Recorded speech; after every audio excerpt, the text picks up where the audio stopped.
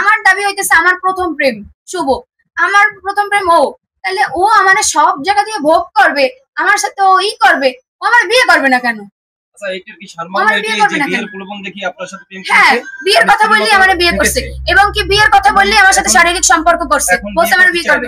এখন ও আমার বিয়ে করতে চায় না, আমার সাথে ফালতুমি ব্লেম দিতেছে। বলেন তো কি হয়েছে, কি বলেন, বলেন এখন বলেন। আপনি এখানে আসছেন কেন, আপনার দাবি কি বলেন তো, কথা বলেন, কথা বলেন আপু, আপনার এখানে দাবি কি, আসলে আপনি কেন আসলেন এখানে? আগে আসুক, শুভ আসুক, তারপর বলতেছি কিসের জন্য আপনি এখানে আসছেন সেটা একটু বলেন।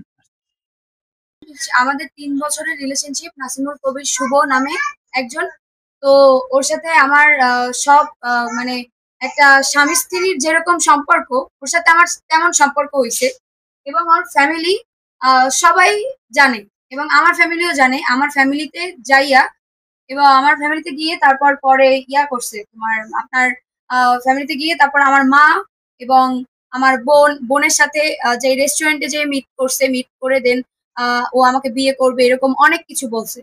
দেন ও আমার মারে একবার না, আমার বাসায় 5-10 বার গেছে, গিয়ে তারপর বলছে যে আন্টি আপনি টেনশন করেন না, ওর ও ওরই আমি বিয়ে করব এরকম করে কি করছে। তো বলার পরে তারপর ওর সাথে এরকম হয়েছে। তো আমার একদিন আমার আহ, আমার কদিন আগে বার্থডে ছিল, তো আমার বার্থডেতে আমি ইসে আমার ফ্রেন্ডের তাও মেয়ে বন্ধু, আমার বান্ধবীদের ওরা আমার সারপ্রাইজ দিছিল রাত্রিবেলা, তো আমি সেইখানে গেছি।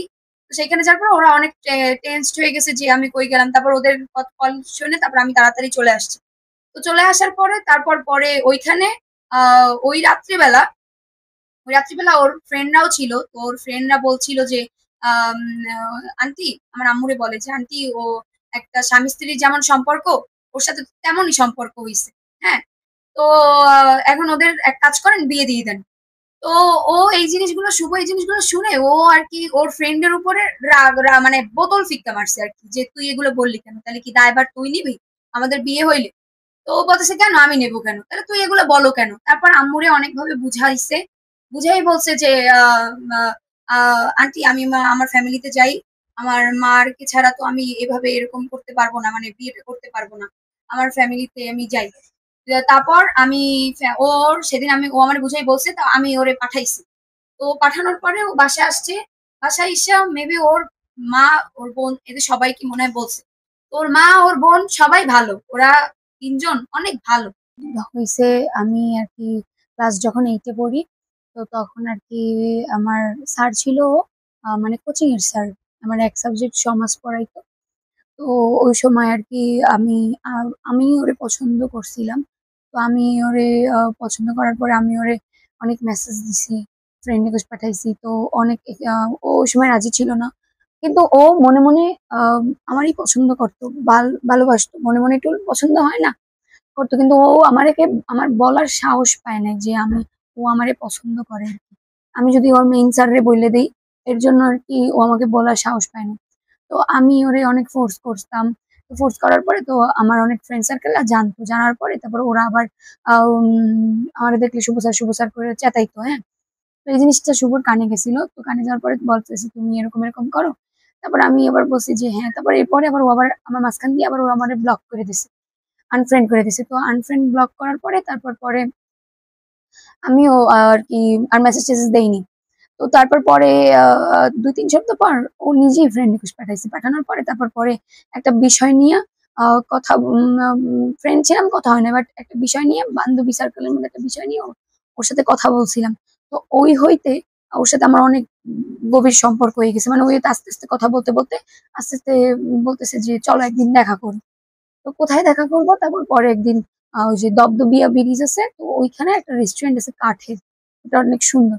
তো ওইখানে আর কি ওর সাথে আমার ফার্স্ট মিট হয়। তো ওইখানেই ও আর কি আমারে ই করছে, মানে পছন্দ করছে। বিয়ে আর কি মানে বিয়ের ভাব বলছে যে ঠিক আছে আমরা রিলেশনে যাব, বিয়ে করব। হ্যাঁ, এই টাইপের একটা আসছে। তারপর আস্তে আস্তে কথা বলতে বলতে ওর ফ্রেন্ডরাও তো আর সবাই জানে, আর আমার পরিবারের সবাই প্রথমেই জানে নাই, 1 বছরের মাঝখান হবে তখন জানছে আর কি, 8-9 মাসের দিকে আমার ফ্যামিলি জানছে। আমার না না নিবে কেন? আমার কেন না নিবে? ও তো আমাকে ওয়াদা দিছে ও আমারে বিয়ে করবে। হ্যাঁ, তাইলে ও এখন আমাকে কেন ডিনাই করতেছে? ও আমার সর্বোচ্চ, মানে সর্বোচ্চ নিয়ে এনেছে, ও আমার সব। ওর বিপদ আপদে সব জায়গায় আমি ছিলাম। হ্যাঁ, তারপর ও আমার সব, মানে কি বলবো, একটা মেয়ের মানে কোন পর্যায়ে আসলে এই অবস্থায় আজকে মিডিয়ার সামনে আমি দাঁড়াইছি, কোন পর্যায়ে আসলে। তো আজকে ও আমাকে অন্যের কথা শুই না আমাকে মানে ব্লেম করতেছে যে আমি অন্য ছেলেদের সাথে থাকি, অন্য ছেলেদের সাথে করি। কিন্তু এইটাও বোঝে না যে আমি যদি অন্য 10টা ছেলের সাথে যদি আমি কইরা থাকি, তাহলে আজকে সকাল হইতে এই পর্যন্ত আর বাসার সামনে আমি কেন বসে থাকি?